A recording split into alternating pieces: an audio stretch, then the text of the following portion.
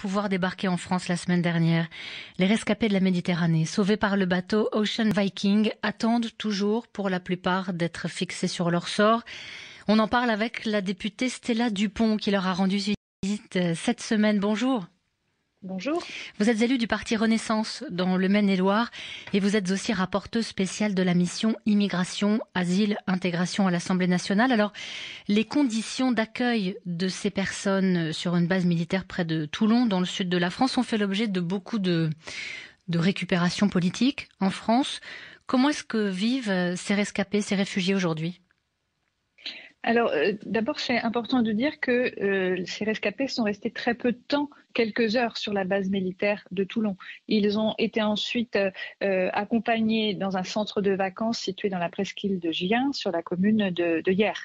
Donc, c'est un centre de vacances, un centre communal d'action sociale. Donc, on est dans un accueil tout à fait convenable, simple, mais tout à fait adapté, je pense, aux besoins des personnes qui ont besoin de se poser, d'être en sécurité, ce qui est le cas. Donc moi j'ai vu des personnes sereines malgré le périple pour un certain nombre d'entre eux et d'entre elles, ils ont risqué leur vie, ils ont vu la mort de près, je crois. Puis ensuite cette longue attente en mer a été, je pense, très très marquante pour eux et très traumatisante. Mais pour autant, cette sécurité apportée, je sentais une forme de sérénité paradoxalement présente au sein de ce centre de vacances, beaucoup d'apaisement, mais aussi de l'inquiétude aussi. Voilà, j'ai pu discuter avec certains d'entre eux.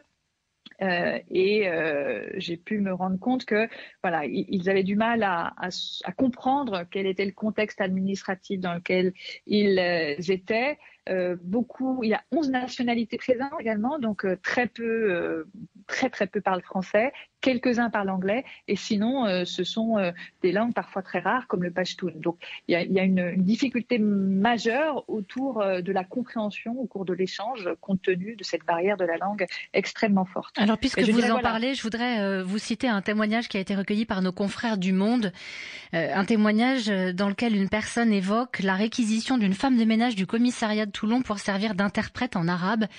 Ça paraît vraiment du système D. Mais c'est vrai que ça, c'est Madame le bâtonnier de Toulon qui a expliqué cela. Et c'est aussi ce que j'ai constaté, c'est-à-dire qu'il y a une très forte mobilisation de tous les acteurs présents, que ce soit les acteurs associatifs, la Croix-Rouge, la protection civile, par exemple, mais aussi les services de l'État, la police aux frontières, les avocats, les magistrats aussi sont très mobilisés. Donc tout le monde est vraiment au cœur de l'action. Mais la tâche est immense compte tenu du nombre, donc tout le monde essaie de faire au mieux. Mais imaginez-vous, ces 190 rescapés qui sont arrivés à Hyères, dans ce centre de vacances, et autant de très nombreuses langues et donc des interprètes à trouver, des gens à qui il fallait tout expliquer en même temps. Mais est-ce que le fait, Stella Dupont, de faire appel là, en l'occurrence, à une femme de ménage ou de manquer d'interprètes, ça n'est pas lié aussi à la volonté du gouvernement de faire très vite dans ce cas particulier? Bien sûr, mais faire très vite, c'est aussi respecter les droits de ces rescapés. Cette zone d'attente, c'est une zone d'exception. Il en existe d'autres en France. Celle-ci, elle est temporaire et elle est attentatoire aux libertés. C'est-à-dire que les gens n'ont pas la liberté d'aller et venir là où ils le souhaitent. Donc, bien entendu, qu'ils ne peuvent rester que on est dans un état de droit très attentif aux libertés. Donc, la législation rend très contraignant la possibilité de rester dans ce site-là. Donc, d'ailleurs, ça devrait changer bientôt puisque le gouvernement avait prévu de maintenir tous les passagers majeur, en tout cas dans une zone à part qui n'est pas officiellement considérée comme le territoire français, le temps d'étudier les demandes, de savoir même si elles sont recevables. Et en fait, on voit qu'il y a quand même une zone de flou juridique, puisque hier, la Cour d'appel d'Aix-en-Provence a rejeté le maintien dans une zone fermée pour un certain nombre de personnes. Tout à fait, c'est le respect de notre cadre législatif qui préserve nos libertés pour tous, pour les Français, pour les étrangers. Et on ne peut maintenir dans cette zone contrainte que dans un cadre légal très strict, avec des conditions très strictes.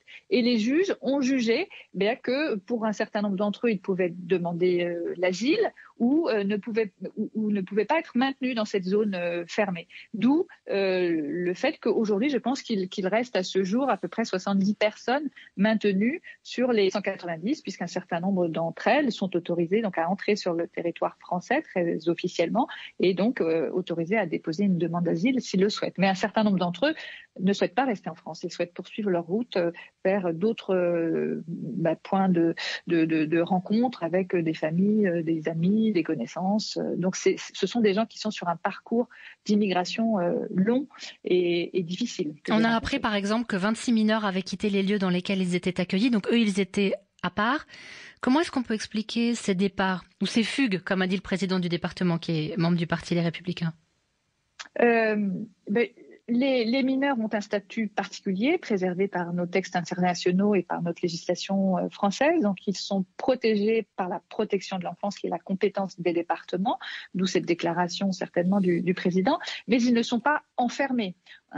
Ils ont la liberté d'aller et venir. Ils sont hébergés, protégés, mais pour un certain nombre d'entre eux, effectivement, leur point d'arrivée n'est pas la France. Et ils l'ont dit vers la Suède, vers l'Allemagne, vers d'autres pays. C'est leur point d'atterrissage. Donc, ils vont poursuivre leur route jusqu'à le lieu où ils souhaitent s'installer. En dehors des procédures qui sont menées en ce moment. Merci beaucoup, Stella Dupont, d'avoir été avec nous pour nous parler donc de ces migrants, de ces passagers de l'Ocean Viking qui ont été accueillis la semaine dernière en France. Je rappelle que vous êtes députée Renaissance de la 2e circonscription du Maine-et-Loire. Merci beaucoup. Bonne journée.